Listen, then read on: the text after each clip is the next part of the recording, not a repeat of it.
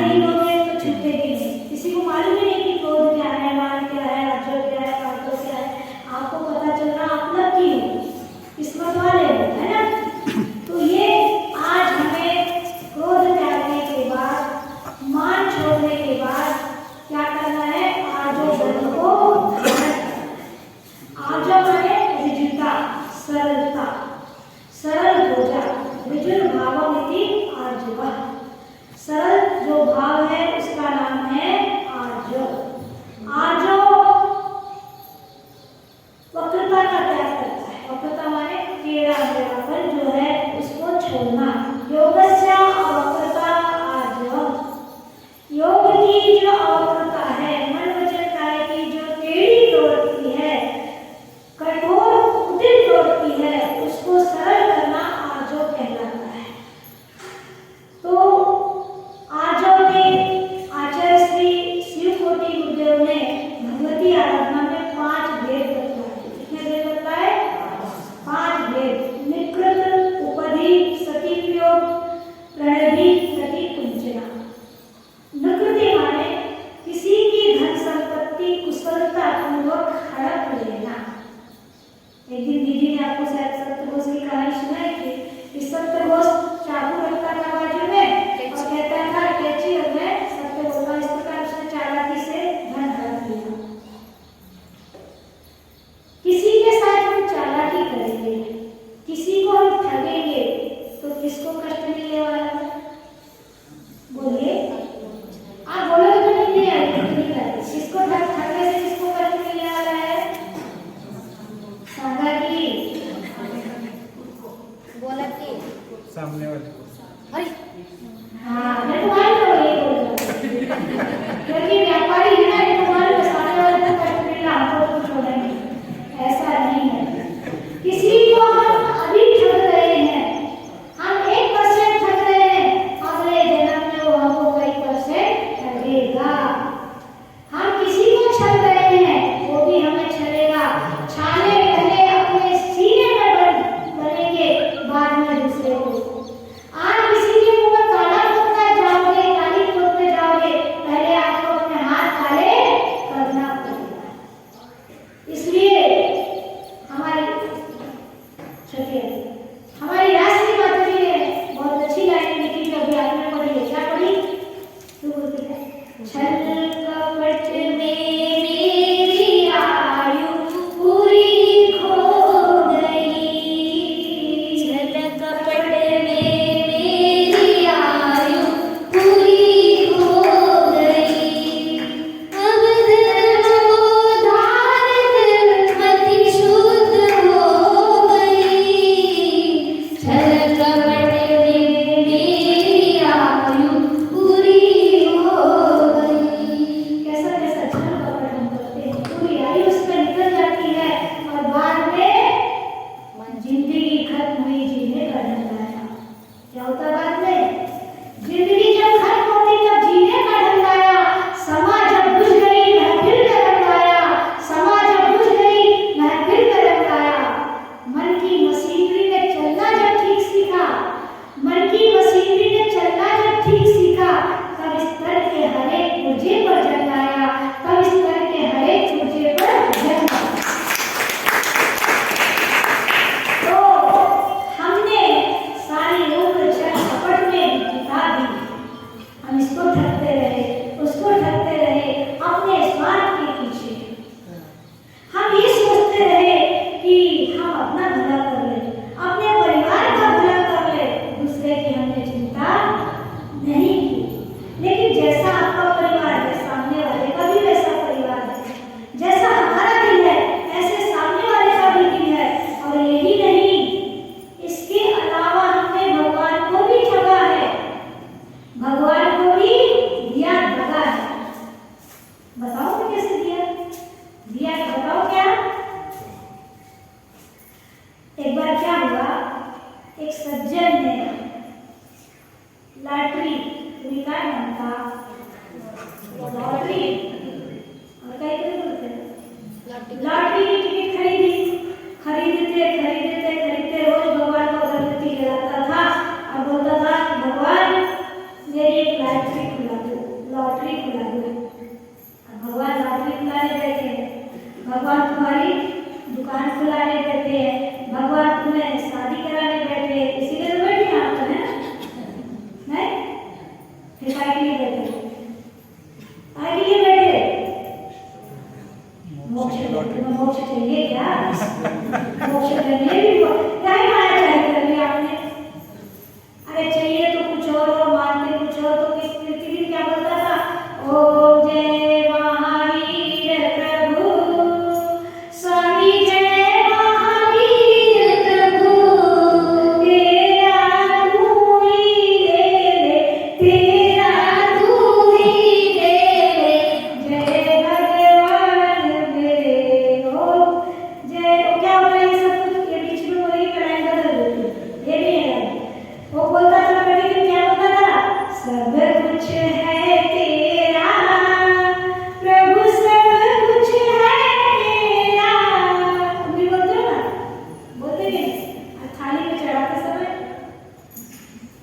करते हो तेरा, करते मायाचारी, बोलते हो अनंत सिद्ध पर बैठी हो पांति स्वाहा, अनंत दाने भी तुम्हारी थाली में। इतने सारे भगवान में चावल का दाना भी आता है क्या?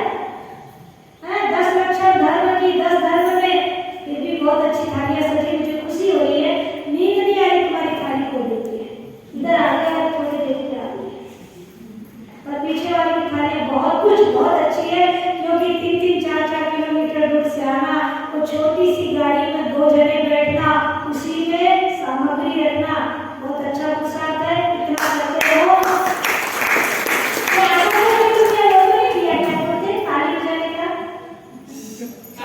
आवाज नहीं है आपकी, आप क्या बोले? आशा दीदी को ताली बजाने का कोई सुपारी तो नहीं? समझ में आया। क्योंकि ताली वो बजाती है, तुम लोग बजाते हैं, तू क्यों बजाती है? मुझे बात समझ में आती है, उनको समझ में आती नहीं होगी। मुझे समझ में है कि तुमको आती नहीं समझ में। देखो अगली बात डायरेक्ट समझ में आती है, उनको तो समझ में नहीं आती।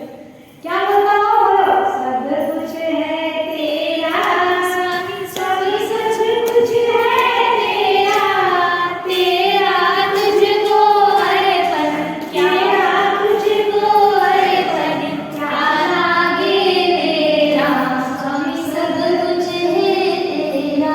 दो के भक्ति में प्रभु को सब कुछ दे दिया, और उसके पुण्य से भक्ति देख करके उसका पुण्य बढ़ा, और पुण्य बढ़ने के बाद एक लॉटरी उसमें से खुल गई। तुम्हारी नहीं खुली, आप मत जाना, नहीं तो घर में जाके देखोगे मोबाइल में लॉटरी खुली क्या? आजकल तो मोबाइल पे आ रही, पहले तो बेचारा टिकट लेके बैठता था, माइक कराता था, हमने सुना लॉटरी का जो लक्ष्मी लॉटरी, कौन सी लॉटरी है ना, बहुत सारी लॉटरी की टिकट बेचा करता था। एक लॉटरी खुल गई, कितने लाख की खुली होगी? डॉक्टर साहब कितने लाख की लॉटरी खुलवाया था? अपने साथ में बोलना। बाबा को 1 करोड़ की लॉटरी खुलवाई, क्योंकि मंदिर बनवाना है।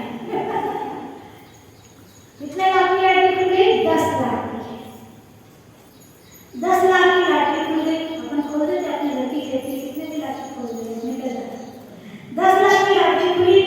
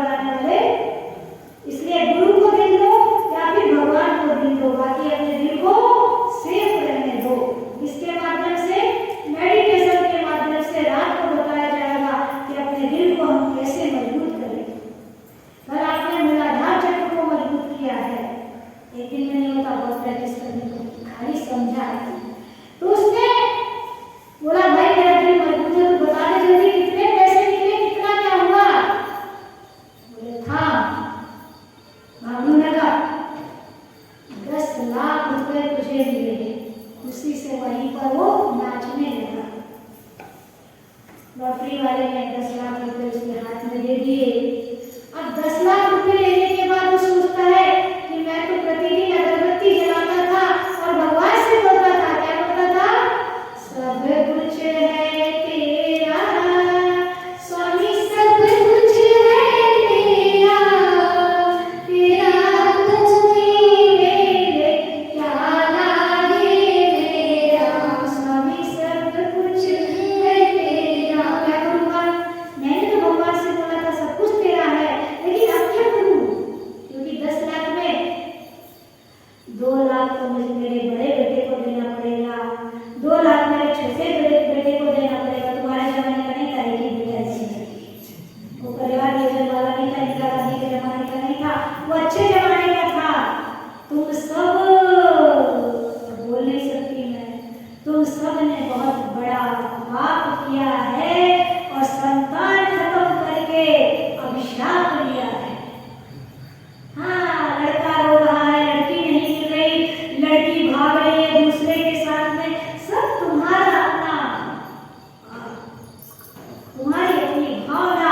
4-4 मोबाइल को पालने की ताकत है, 4-4 गाड़ी को संभालने की ताकत है, लेकिन अपने खुद की संतान को संभालने की कैपेसिटी आप में नहीं। अब तुम जानो, तुम्हारा कर्म जाने।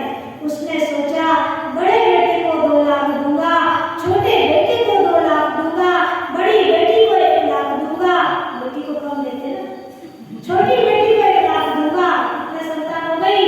4। कितना हो गया? बेटी बहुत अच्छी आ गई। आपको कितने लाख हो गए? ये कितनी जल्दी बात है, अभी 4 करोड़ तो गिनना नहीं आएगा और ये पैसे बहुत जल्दी गिनती है। 6 लाख हो गए, मुझे कितनी नहीं आती है, 6 लाख हो गए, अब बचे 4 लाख। 4 लाख में 2 लाख अपने पास रखूंगा और मेरी वो सहभागिनी पत्नी जिसने जिंदगी भर फटी साड़ी में मेरे परिवार को संभाला है, कभी मुझे परेशान नहीं किया, मुझे तलाक नहीं दिया। आज की पत्नी हो, पति गरीब हो जाए, बीमार हो जाए, एक्सीडेंट हो जाए, उसका शरीर काम ना करे, छोड़ देती है और दूसरे के साथ संबंध बना लेती है। वह ऐसी कलंकिनी नारी नहीं थी मेरी पति ने। मैंने ऐसा देखा यूपी में, एक बहुत ही सुंदर आदमी था, उसका बेचारे का नीचे का शरीर बैंड हो गया, गिरने से ऊपर से बहुत ऊपर से गिरा था, चेहरा बहुत अच्छा था। पत्नी तलाक देके भाग गई, उसके मुंह में कोई रोटी देने वाला नहीं था। मुझे, मैं जब दीक्षा मैंने नहीं ली थी, मैं 23-24 साल की होंगी, तो मुझे और भी डर लगा हुआ कि कैसा संसार का नाता है। अरे पत्नी उस समय उसको खिलाती, उसके पैरों का इलाज कराती, उसको कंधा देती, छोड़कर चली गई, तलाक दे दिया। वो यूपी की महिला थी। आप महाराष्ट्र की कैसे नहीं होना, हाँ रहने दो, ये नकली चेहरे। अब क्या जाओगी, बुद्धि हो गई, कहाँ जाओगी? तुम्हारे कभी का कुछ हुआ नहीं तो कहाँ जाओगी तुम? हो जाए क्या बोला कि नहीं जाओगी?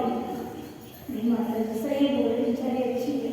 तो तुम्हारे जैसी महिला थी, उसने पति को बहुत संभाला, दुख दर्द में, गरीबी में उसने उसके 4 बच्चों को संभाला है।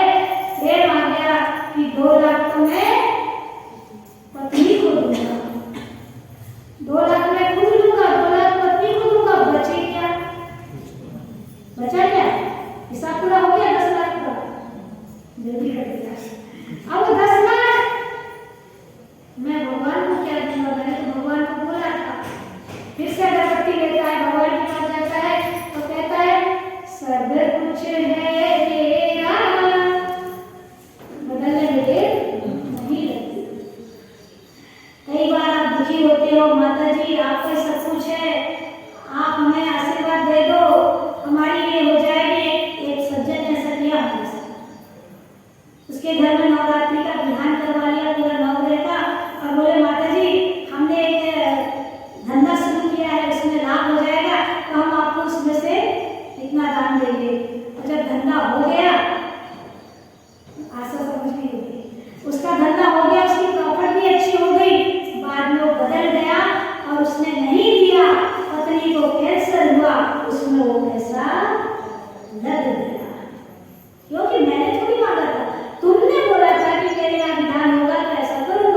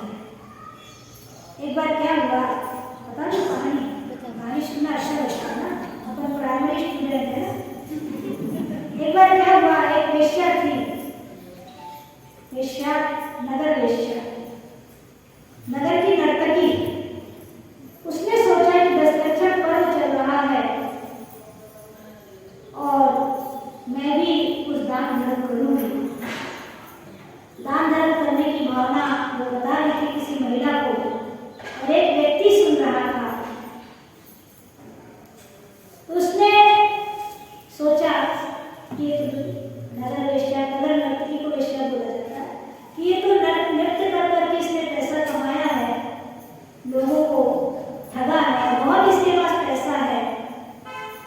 उस व्यक्ति ने सुना और साधु का वेश बना करके दूसरे दिन उसके घर के सामने आ गया।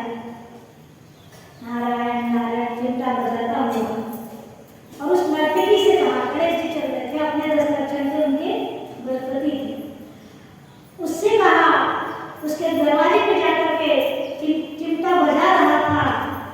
वेश्या ने सोचा कि मैं दान देना चाह रही थी, मेरे दरवाजे पे साधु आ गया, क्या बात है।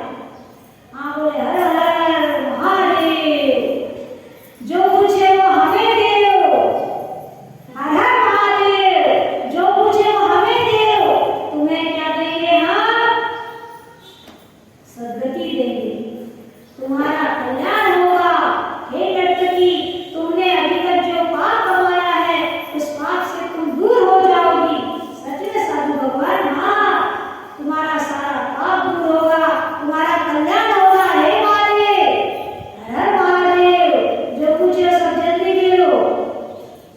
बेचारी पोटला बांध के रखी थी, पोटला लेकर आ गई और बोली कि साधु महात्मा, अपन ऐसा करते हैं, गंगा जी के घाट पर चलते हैं।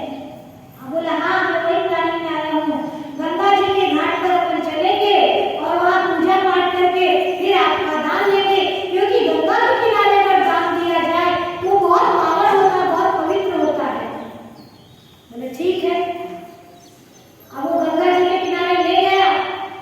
झोंक तो नहीं हो रहे थे, नींद तो नहीं आ रही, झोंक तो नहीं है इतना, रात्रि झोंकले होते ना, मेडिटेशन करने के बाद नींद ना आए, ऐसा नहीं हो सकता है, सारा ब्रेन पास हो जाता है और अच्छी नींद आती है। तो उसने कहा कि ठीक है, पूजा पाठ करेंगे। वहाँ पहुँच गए गंगा जी के किनारे और वहाँ पूजा पाठ किया, और धन जब वेश्या का हाथ में आ गया, सब कुछ हो गया, हाथ में धन लेने के बाद उसने अपना वेश उतार दिया। मायाचारी कर रहा था, मायाचारी करके उसने उसका धन हड़प लिया, विकृत। वेश्या बोली, क्या तुमने तो चेहरा मेरा सब बदल लिया, तो तुम तो मेरे ही नजर में व्यक्ति हो। बोले, हाँ, नकली नकाब पहनकर आया था, तो मेरा धन वापस दो। बोले, नहीं, काय का धन? गंगा जी के घाट पर खाई खीर और खांड। समझ रहे हैं? खीर माने दूध से बनाते खीर, और खांड माने शक्कर। गंगा जी के घाट पर खाई खीर और खांड, पोगा धन पोवे गया, तुम बेशा हम भांड, तुम बेशा हम भांड। क्या हुआ? वो बोलता है कि गंगा जी के घाट पर हमने खीर और खांड खा ली पूजा करा के, और धन तुम्हारा ले लिया, क्योंकि तुम वेश्या हो गए, भांड हो। भांड कौन होता है? जो नाटक दिखाते हैं ना, नाचने वाले, गाने वाले, नचाने वाले, डोंबारी। भांड है। डोंबारी का खेल, डोंबारी का जो खेल कहते हैं उनको कहते हैं भांड। तो जैसा धन होगा, जैसा मन होगा, वैसी जगह जाएगा। अगर आपने धन ईमानदारी से कमाया है, किसी को ठगा नहीं है, तो आपका धन मंदिर में काम आएगा, नहीं तो उस वेश्या भांड के जैसा चला जाएगा। उपधि नंबर 2 आगे समझ में आया, निकृति समझ में आ गई। उपधि, धर्म की आड़ में चोरी करके किसी का धन हड़प लेना। धर्म की आड़ में, बहुत अच्छी बात है। आप लोग तो ऐसे नहीं हैं, मुझे नहीं लगता, लेकिन कई जगह धर्म की आड़ में गोलियां लेते हैं लोग। मुझे पिछले ही साल कोई सज्जन बता रहे थे कि लोग गोलियां लेते हैं, बड़ी बड़ी गोलियां समाज के बीच में लेते हैं, लाख, 2 लाख, 10 लाख, करोड़, और बाद में पैसा नहीं देते। और कई लोग गोली लेने वाले भी गोलियां ले लेते हैं और पैसा धन में लगा, अपने काम में लगा देते हैं, और फिर उसका जो ब्याज आता है वो मंदिर में लगाते हैं। उससे बढ़ाकर लगाए तो कोई बुराई नहीं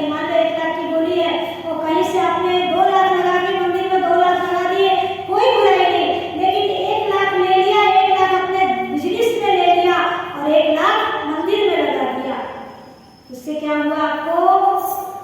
मंदिर का मूलधन खाने का काम लगा।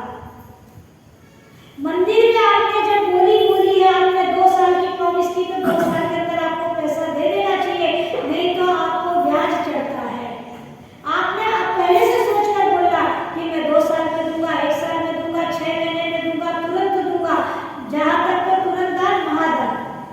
अगर नहीं दिया तो आपको ब्याज लगता है, पाप लगता है, बेईमानी का दोष लगता है। एक व्यक्ति ने गद्दारी कर दी मेरे चतुर्मास में, कलश ले लिया और कलश की बोली नहीं दी, बैंक में जमा कर दिया और सोचा कि 2 लाख के जब 4 लाख आएंगे तो 2 लाख दे दूंगा। वो बैंक ही पूरा डूब गया। अब मेरे पास आया, बोला माता जी मैंने सोचा था कि 2 लाख के 4 लाख होंगे और फिर दे दूंगा, तो बैंक ही बंद पड़ गया, वहीं बैठा है। दे दूसरे 2 लाख लाके, 2 लाख और 4 लाख लाके दे मंदिर में, नहीं तो तेरा घर, जो कलश लेने के बाद घर फला फूला था, सभी लोग जानते थे कि इसने जब से कलश लिया इसके घर में बहुत उन्नति हुई, बहुत आगे बढ़ा, वापस बैक टू नेचर में पेविलियन, घाटा कर रहा था वो। फिर से जाए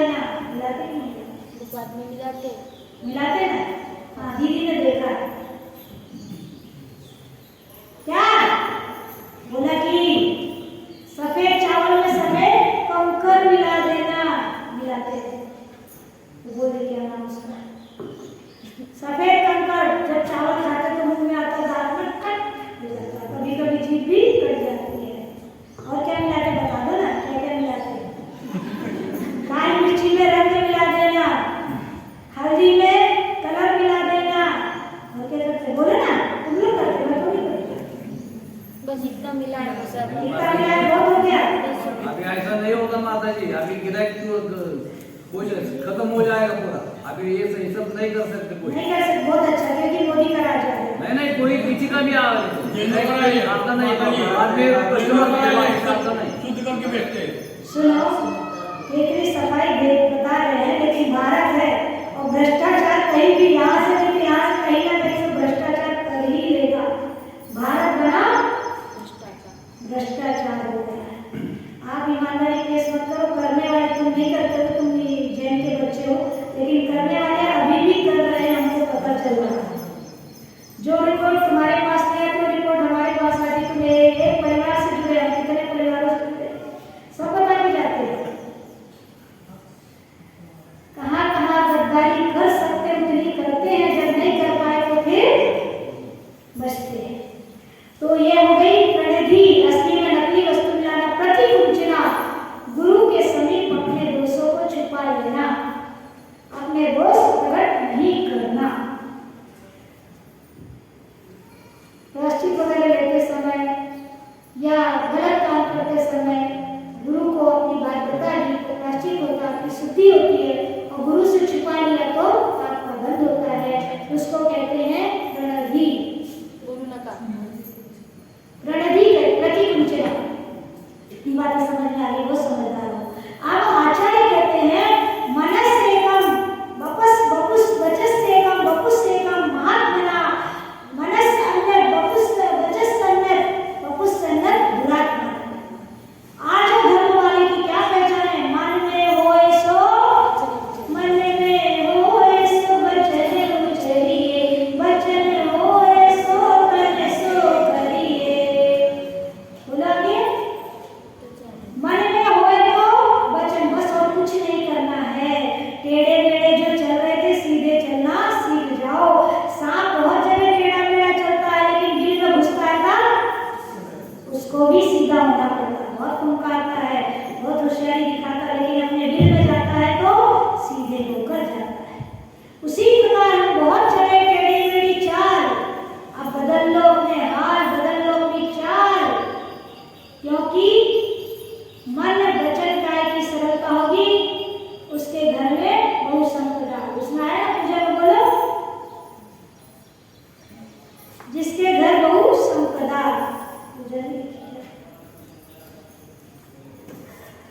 तो हमने आज ये प्रैक्टिस करना कि हमारा हम मन में जो सोचेंगे वही वचन में बोलेंगे। यानी मन में गाली सोचेंगे तो वचन से गाली बोलेंगे, ऐसा नहीं। अच्छा वो सोचेंगे, अच्छा बोलेंगे, अच्छा करेंगे, ईमानदारी से। Honest is the best policy, है ना?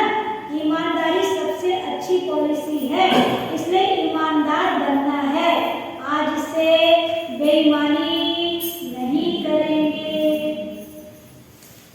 ये हो गई सरलता, हो गया आजो धर्म।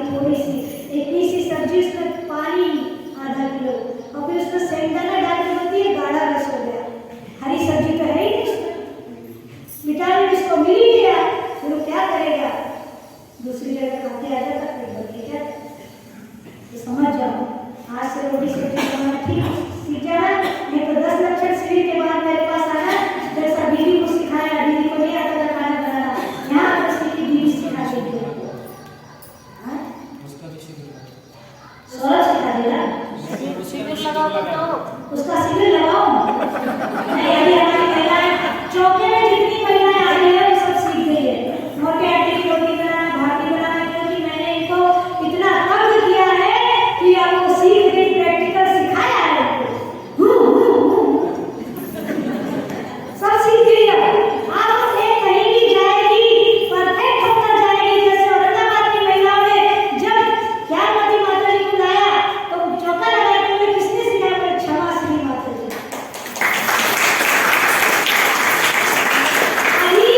अभी आपको बुरा लगता है, लेकिन आगे आपको याद आएगी कि मैंने खाना बनाना सीख लिया। और नहीं सीखा तो दीदी से सब्जी बनाना सीख लो, आती है और अच्छी सीख लो।